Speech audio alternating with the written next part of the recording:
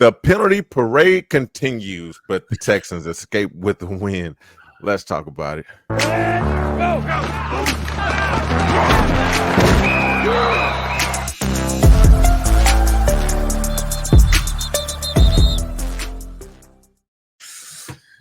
Omar, bro. I'm tired of getting on these videos, man. Being so lackluster and being so down after a freaking win. Our team is 3-1 in the preseason, bro. If we're talking about a 3-1 team, which I could kind of predicted that we would be 3-1. I thought the loss was going to come to Indy, but right. Talking about a 3-1 team, you should get on here like fired up, man. Like, Yeah. we're 3-1. We're one of the best teams in the NFL. We're top of the division, blah blah blah. But no, we have to get on here and know we're talking about a bad team, essentially. Knowing that we've beaten extremely bad teams, and that the good teams that we have coming up on our schedule are gonna kick our ass if we continue to play like this. You know what's wild, man, is that I'll add to that, right? Because if you would have told me that we would be 2-1 going into week 4, and that in week 4 we were going to get a win, and CJ was going to throw for 345 yards and 3 touchdowns. Yeah. I would have been like, yeah, we're on our bull run. That's what we're doing, right? Sign me up. And I probably would have had to concede to the fact that we lost the first one to Indy, and that we took care of business everywhere else. And yeah, you're right, but it's that added piece, right, of CJ throwing for 345 and 3 touchdowns. That would have just been like, oh yeah, okay, we're on our shit. That's exactly. What do you mean? That's exactly what we were supposed to be doing. Yeah. We're supposed to be 4-1, and we're I had us 4-0, but we were really 4-1, and but of course, right? But yet, like, you came over yesterday. Obviously we watched the game. We did the live stream, which again is always a blast. We always love doing those live streams. But it was nothing like, it wasn't, you would imagine it would have been a celebration, but it wasn't a celebration, right?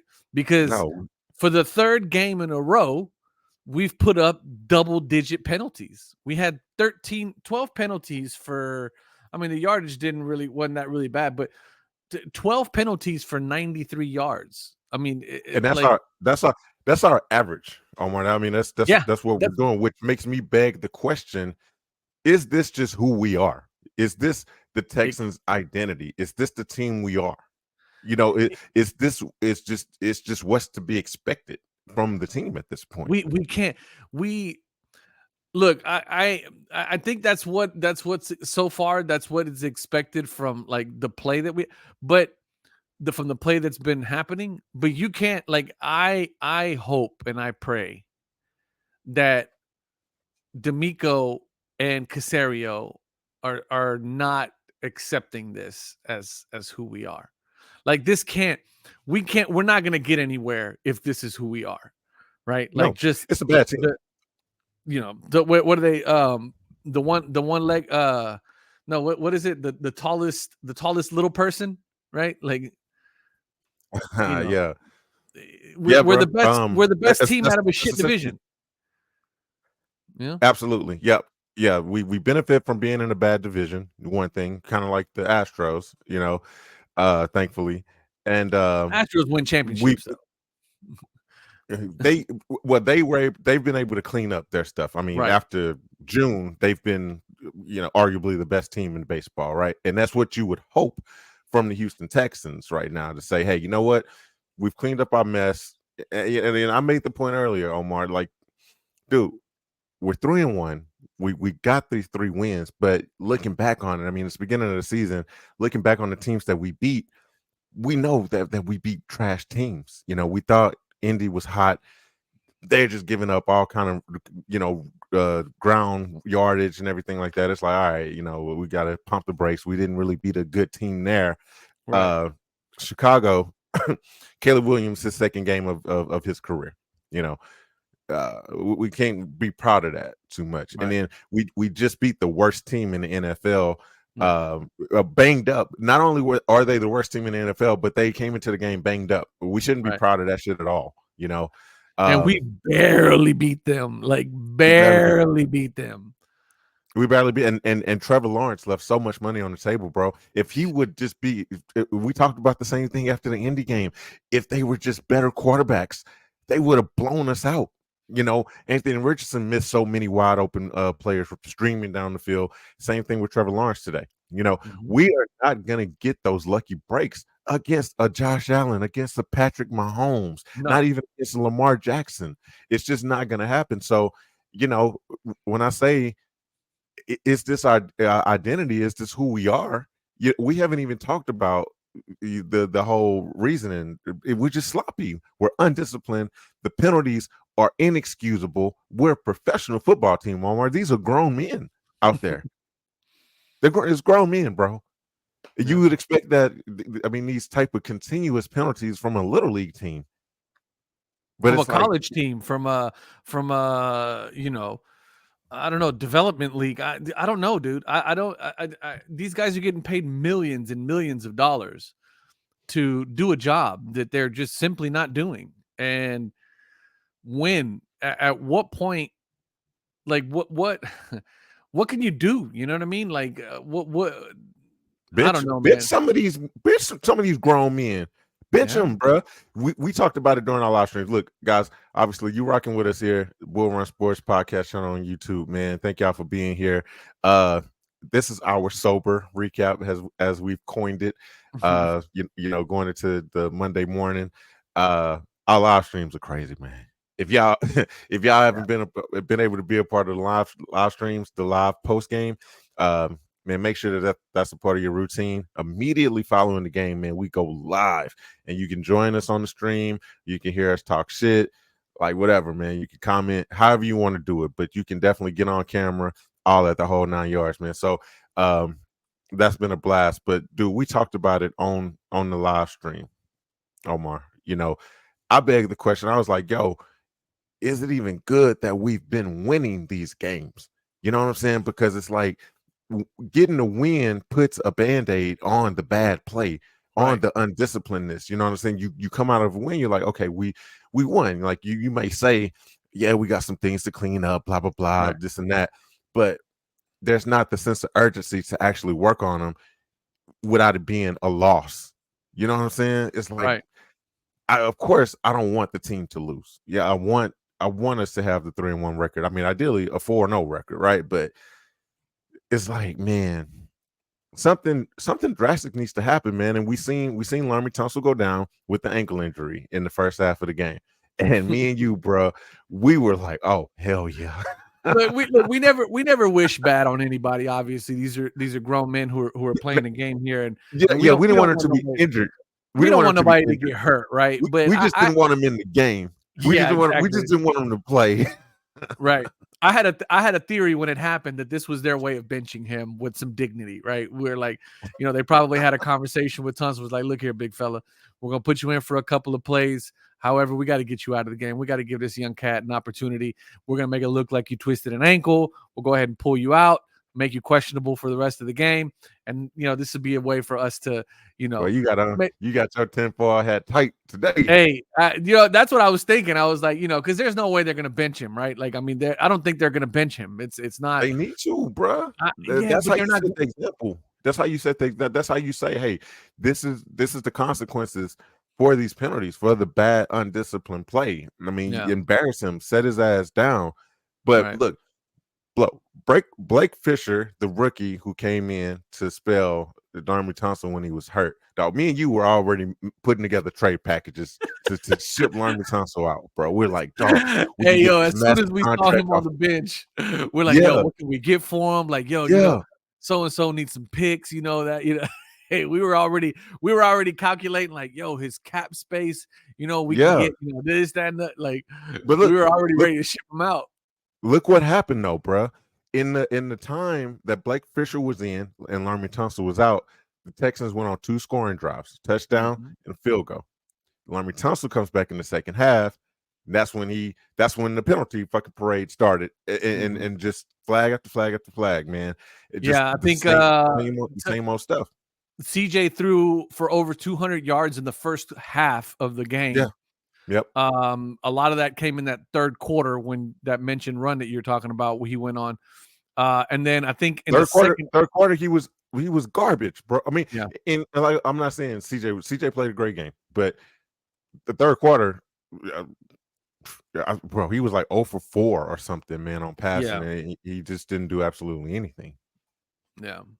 I don't know how else to, like you said, man, I don't know how else to figure that out. I mean, we got lucky.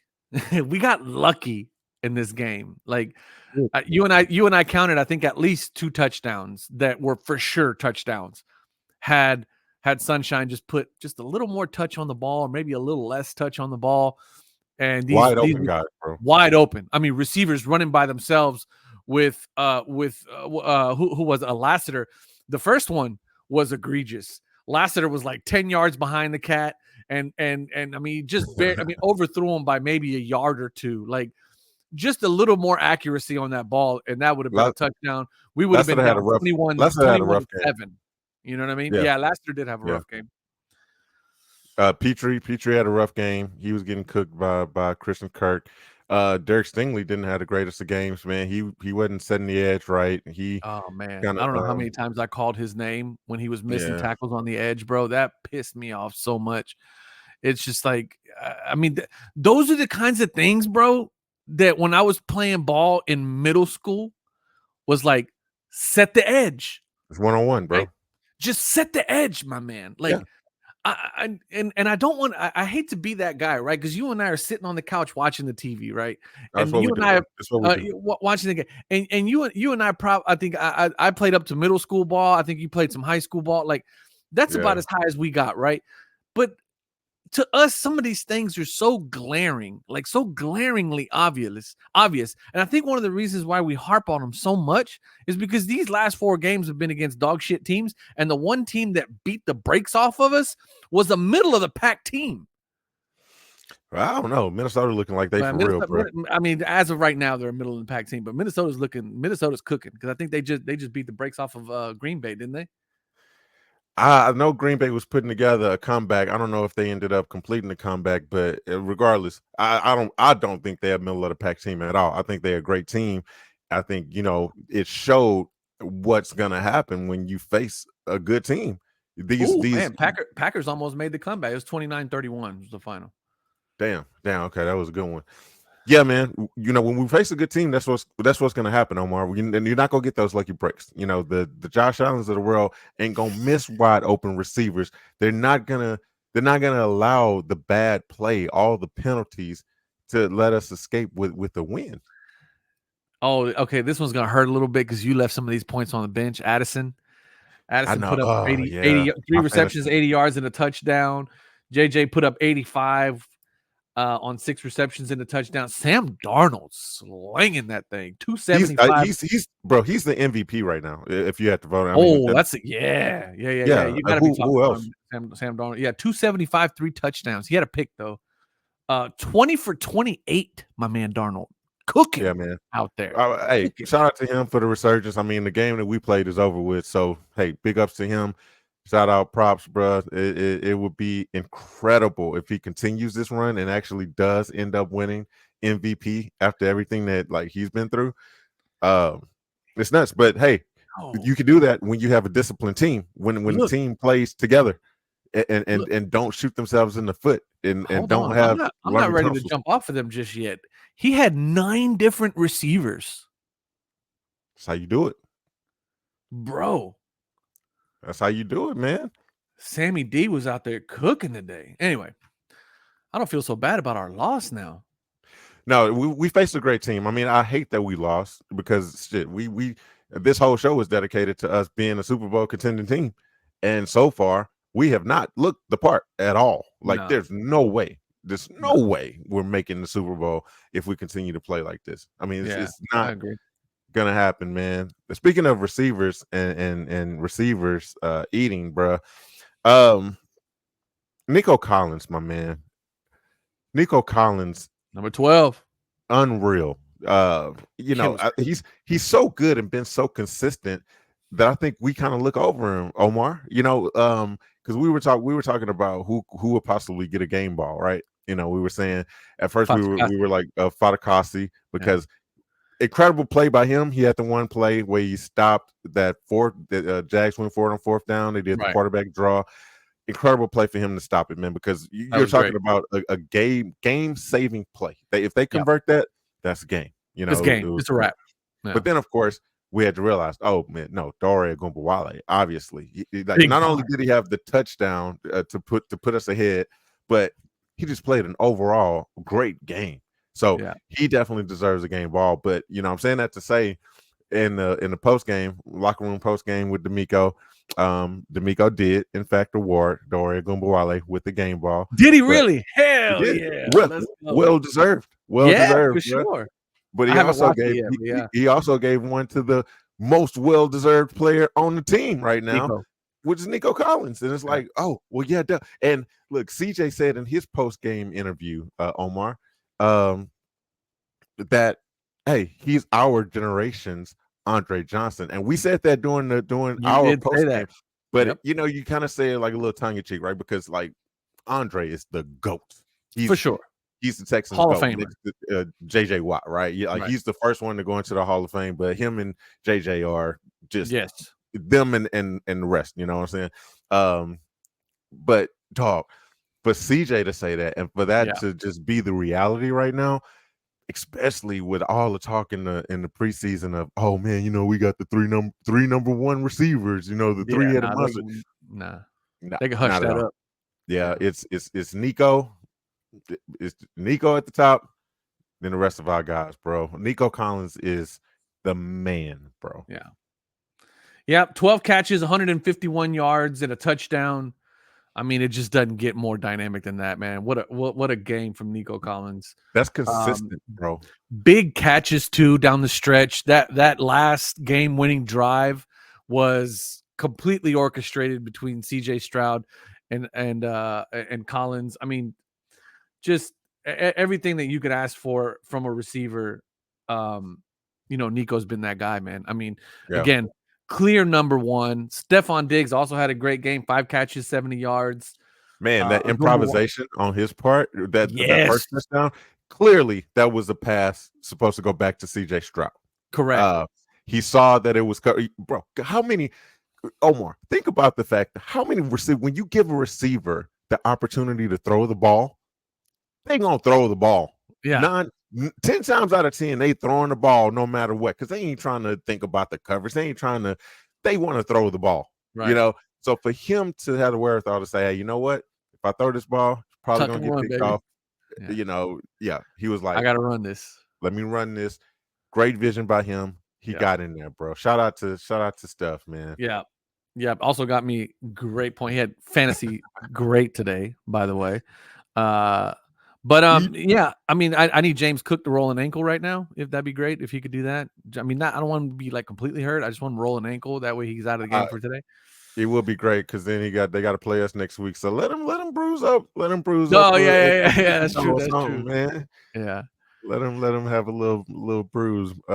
Some bumps along the road. Yeah, but again, I mean, just Dalton Schultz again getting in there with some great catches. Cade Stover had a great run. He had like a 30-yard rip on that one catch that he had. So Bobby Tree's getting in the mix. We saw JJ Taylor catch a couple balls, and we saw John Mechie out there catching a couple balls. So, I think you and I talked about this during the live stream. It's like CJ is out there making a 6-course meal out of chicken shit. I mean, the kid, and a lot of people were talking about, is this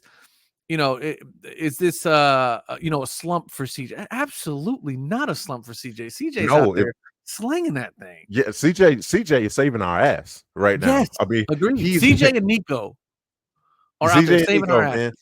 Obviously, look, we have bright spots to this team right now. We don't ever want anybody to come on here and be like, damn, y'all being too negative. Y'all too pessimistic. Look, if you watch the game, if you understand football, then we not making nothing up that ain't true. This team, we're essentially garbage, bro. Like, you can't have that undisciplined of a team and have high expectations for the season. It's just not logical. Yeah. You can't consistently put up 11, 12 penalties a game and think you about to make any type of noise. This is not going to happen. But the talent that we have on this team has allowed us to overcome some of the sloppy play.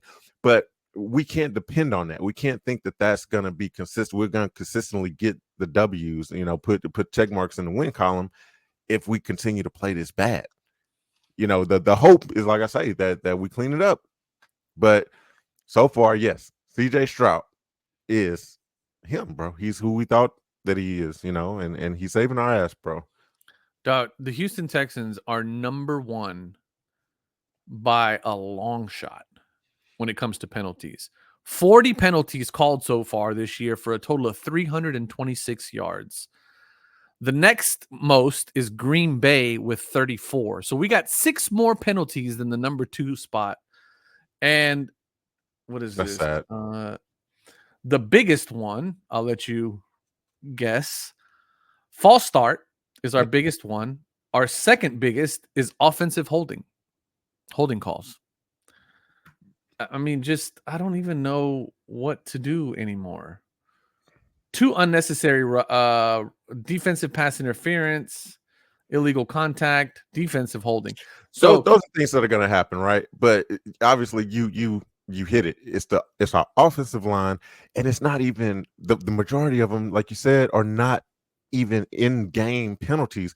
These are pre-snap penalties. It's just undisciplined. I'm telling you, bro. You don't. Even when I played like the little Pop Warner, like whack football, like all that as a child, we didn't have that many penalties, bro. Bro, get this. We're number 1 in false start calls, right? We are number 5. We're in the top 5 for offensive holding penalties. And for defensive holding penalties, we're number 2.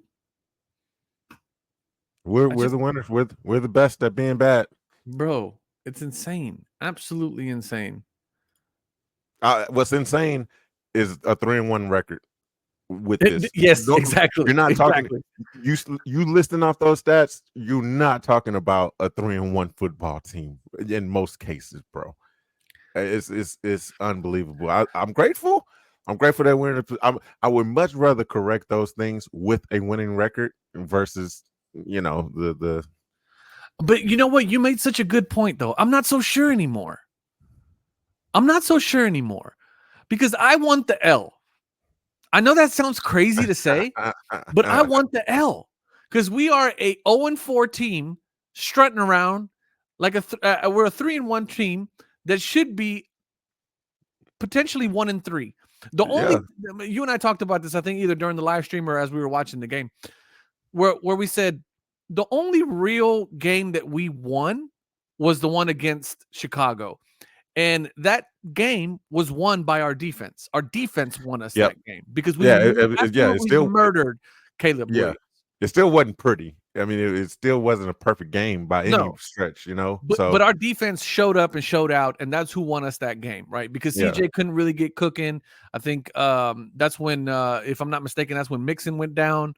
Like midway through the first quarter or something like that. Yeah, he was out for a little bit. Yeah. So, and so by all other accounts, I mean, we should have lost the Indy game because just inaccurate throwing from AR. We should have lost we won obviously the Bears game, and then we got cooked by the Vikings, and we should have lost today.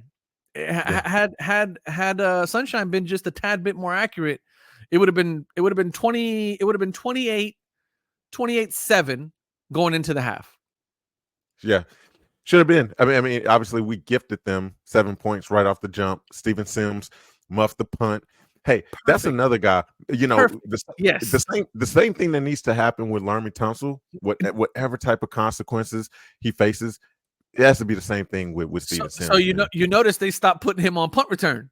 Yeah, they benched his ass, bro. Yeah, they had Bobby Trees out there returning punts rather than Sims, who was. I don't care about these contract situations, Omar. I mean, obviously Laremy Tunsil is the highest paid player on our team. I think he's making $25 million a year, and for him to be constantly making these mistakes, man, these penalties, you have to not care about the contract at that point. You're like, hey, you're hurting this team. When we got a rookie that's capable, maybe obviously may not be as great as you are, but he's not costing us the game. Like I say, when he came in, when Laremy was injured, scoring drives, we scored 10 points. We scored the ball, bro. That's all that matters at the end of the day. Like, who cares about the money? Like, just don't shoot us in the foot. That's all we're asking. I'm still down to put together a trade package for this dude, bro. Oh, for sure. Yeah, and throw Sims in there to sweeten the deal, whatever needs to happen. Yeah, absolutely. Man, I know, dog, you were fired up about the interview that Laremy Tunsil did during the week last week, man. And one of the things we talked about it off air, the unaccountability that he has, obviously, the lack of leadership, but the way that the interviewer posed a question to him, basically saying, hey, look, man, I know these dumb motherfuckers don't know nothing about how to play on the offensive line. And, they think that it's all you, man, because they calling your name on the penalties or whatever. How you feel about that? How you feel about it? Yeah. Man, yeah, bro, they don't get it, man. What I'm saying? But, it's all of us. We just got to clean. No. Communication. It's all about communication. Have some accountability, bro. You use that opportunity to tell that interviewer, like, hey, man, I appreciate you, but it's on me. I gotta clean up my act. I have to be better. Just the lack of accountability lets me know he don't feel like he got nothing to work on. He feel like everybody else is dumb and he's smart. Yeah, that's the thing. Yeah, and we joked about it, right? We joked about this during the game and in the live stream where we said, hey, he didn't get an offensive he didn't get a false start penalty this week, but he's diversifying his portfolio because he got a couple holding calls and he got a illegal formation call. It's like, oh, okay. I mean, what are we supposed to do? We're supposed to pat him on the back because he didn't get a false start call this time, but yet he still got 3 penalties. Like, he's branching out, bro. You know what I'm saying? It's like, and again, bro, that I think I text you the interview. I was like, yo, am I crazy? Because I was hot, bro. Yeah, man. It just like one of the things that I'm pretty good at is reading people, and the moment that he came, like, because I watched the interview in its entirety. So ever since then, it's been cut up and snippet and stuff like that. But I watched the whole interview, and in the interview, he's laughing, he's cutting up, he's having a good time, and then they start asking him questions, and he's like, yeah. And then that one bitch ass, punk ass interviewer, dick sucking interviewer that was like, hey, for the people at home who don't really understand football, talk a little bit about, how they're, this, and I'm like, what? Are you doing, bro? Like, and he just leaned into it. He was like, oh, and he was like, yeah, it's on everybody, bro. We got to have better accountability, and it takes all of us. It's communication, and there's certain things that happen. He wears a C on his chest. That's not the type of response that's the other that you're supposed to give from a captain on the football team. And like I say, that lets me, like you say, it lets you know everything about this guy, about his mentality. That's not a leader. That's not someone who's out there trying to improve. Like you say, dude, they have to force him to practice. Yeah. They have to give him incentives to practice. And that's the crazy thing is that, like, obviously, and I mentioned this during the live stream. If you don't check out the live stream, please do yourself a favor. Check out the live streams. If you're already subscribed and notifications turned on, you already know when the live streams are happening. But this video is just an advertisement for our live stream. Exactly. But one of the things that I was talking about was that, like, he's got a spotlight on him right now, obviously for a negative reason, right? And because of that, when you have a spotlight on you, people start to really dig into who you are, your persona, your personality, and things like that. And it's coming out that he is an absolute diva. And shout out to our boy Tangent. This is something we were talking about with Tangent, where he was like, yeah, man, you're not supposed to hear about offensive linemen. Yes. Listen, guys, I'm a special case. clearly for a multitude of reasons. But I'm a special case because I really appreciate the guys that are in the trenches. I like to show love to the guys in the trenches because they're doing what everybody knows to be the unsung work, right? Yes. The underappreciated work. But it's However, supposed Laremy to be Tunsil, the unsung work. it's supposed to be the unsung work, right? But Laremy Tunsil somehow became a diva as a left tackle, like as if he's out there catching balls and making touchdowns. And I think a lot of it has to do with the fact that they paid him all this money. They've done all these things, and now they're realizing, well, no, buddy, you're jumping out in front of people and you're holding people. That's how you've been so great at what you've been doing. Yeah, and it don't help, man, when you got that spotlight on you and you wear these red ass gloves with white ass jerseys, holding them, grabbing them. Yeah. Literally tugging jerseys and shit, and it's coming out that, like you had mentioned, that they have to bribe him to go. They have to they got to negotiate with him to come to practice. And then there's former teammates that are coming out of the woodworks that are saying, yeah, but even when he is out there, he doesn't take snaps. He's not out there taking reps. He's just walking through. It's almost like a walkthrough. Like he puts no effort, nothing into it, And it's like Tunsil is the Diddy of football right now, bro. Like all of the people are coming out the woodworks, bringing up old interviews, bringing up old situations, and he got the spotlight on him right now. You're supposed to be squeaky clean with all of that going on right now, man. You're supposed to play perfect football at this moment. Left tackle. He is a left tackle. I mean, he's an important tackle, but he's a tackle. He's on our offensive line. You know what I mean? He's supposed to have on a hard hat and a lunch pail. He comes in, he punches the clock, does his job, and goes the fuck home. That's what he's supposed to. That's what an offensive lineman is supposed to do. I agree, man. But yet we got this guy out here shaving his eyebrows and buying designer Gucci purses and shit. And all of a sudden he thinks that, he's just as important as Nico Collins. I think somebody needs to remind him that he could be replaced, as we saw today. Yes, I mean that's what I would want. I would just want I would another penalty, man. Say the Buffalo game, number 78, false start. Hey, I want to see D'Amico on the sideline say, "Come on, buddy, come over here, Blake, get in there, my man. Come on, Tunsil, just have a seat right here on this pine." Have a seat, fella. Have a seat, sit down, and relax. It's I don't know, bro. We don't want to beat a dead horse too hard. I know we don't. But it's like the problem is that this horse isn't dead. This horse keeps popping up every game. It's not a dead horse, man. You know what I mean? This motherfucker wakes up every Sunday and starts trotting around again. It's not dead. You're right. Here we are talking about this again, bro. This is the third straight game in a row where we're in double-digit penalties, and a quarter of them belong to Laremy fucking Tunsil. I do feel like Bill Murray right now in Groundhog Day, bro. Is this the same fucking day? Are you kidding me? This shit's happening again. Crazy. Yeah, it's wild, bro. It's wild, man. What were some positives, bro? What was some? CJ Stroud, Nico Collins, 345 yards, 3 touchdowns.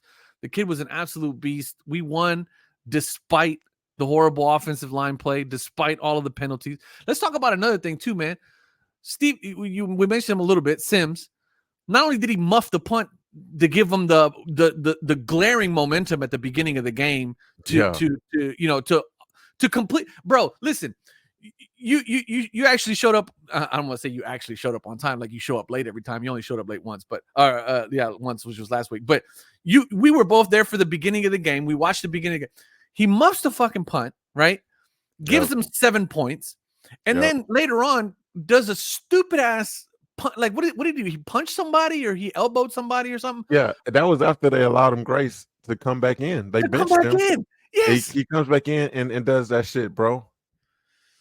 And negates like what 15 yards almost. I think it was like a 30-yard return or something like that.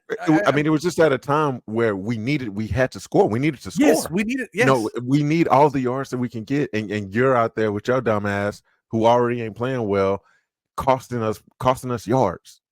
Costing us momentum. Like, who are you, bro? You barely made this team. Yeah, yeah, you barely made this team. You barely made this team, and you're out there you're out there impacting us in a very negative way. I don't. It's just crazy, man. It's funny because we were all like, "Oh, what's the positives?" And immediately it's back to the negative. That's what our team is right now, bro. We're not a good team. Okay, if you're watching this and you disagree with what I'm saying, holler at us in the comments. Tell me why I'm wrong. I would love to hear it. I would too, man. Tell me why this is a good team, and list your examples. Don't be CJ Stroud is the best. Look, this is a team game. Okay, this is a team sport. CJ Stroud is an amazing quarterback. We have amazing players. But think about the team. The team that we put on the field, especially the offensive team that we put on the field for the past 4 games, convince me that this is a good team. Yeah, you're absolutely right. You said it. You said it. We have great players, but right now this is not a good team. Not at all, man. Do I think that we can turn it around? Yeah, I mean we have to. I think so. It's got to get better. I don't think it could get any worse. I mean, it has to get better. Oh no, it can get worse, Bubba. It can get worse. Yeah, it can get worse. So far, CJ's thrown what? Maybe 2 picks, 1 pick, right? He threw 2 picks. Yeah, 2 picks this week. All right, so we're almost a quarter of the way through the season. He's only thrown 2 picks, so it could get worse. It could get worse. I mean, it could get worse. Right. But we're not hoping that it's going to get worse, but it could get worse. The thing about it is that we don't, I don't remember where I heard it, but I heard somebody say something to the effect of like, this is a team that's still trying to find itself. Like, even though there was a lot of players that came back and a lot of the coaching staff that came back from last season, you got to remember the beginning of our season, we were off to a very rocky start. It was not, I mean, CJ was doing a great job protecting the ball, not making like glaring rookie mistakes and things like that. But at the same time, it was not, we weren't off to this stellar start. We didn't gain momentum until I'd say maybe week 5, week 6 is when things really started to pick up for us. And maybe that's where we're at now.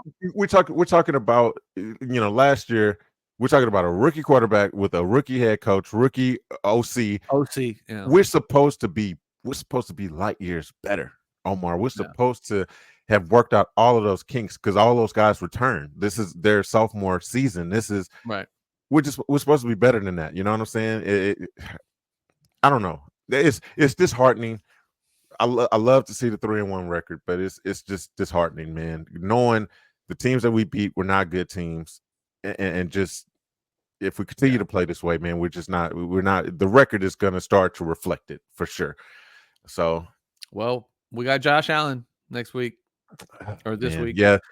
So we're recording this obviously Sunday night, man. It's for our Monday morning release. The game is still going on right now versus Baltimore. Still early in the game. Let me see what that score looks like. Second half, 3-21. Baltimore beating up on them, huh? Mm-hmm. So I don't know. Hopefully we can. I mean, obviously they're human, right? They didn't look human at all against the Jags. They looked superhuman.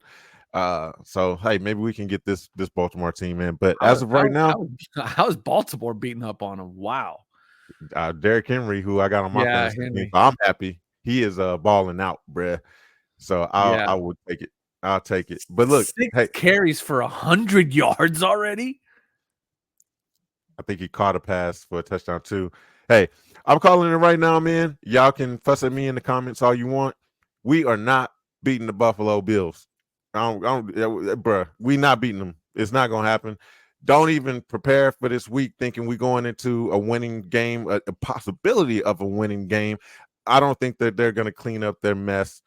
And I'm sorry, I'm usually the most optimistic person that I know, but I'm also a logical, realistic human being. It just given the team that I've seen for the past 4 weeks, we not beating the Buffalo Bills. So here's what I'll say, just to give everybody a positive float, and we'll end on this into a positive week. So far, I've predicted that we are going to win every single divisional game, and we have. I predicted that we were going to beat Jacksonville, and we did. Okay, so far, I'm the one that's been right here.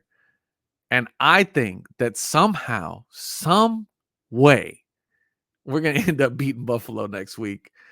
And it's going to be by the fucking skin of our teeth. And it's still not going to be a satisfying victory at all. So we'll see. All right, man. But thank you guys for watching as always, man. We appreciate y'all. Hit the likes, and hit the subscribe and hit the notification bell and check out Bull Run Sports for all the merch. And we'll catch you guys on the next video. We love y'all. Peace. Peace.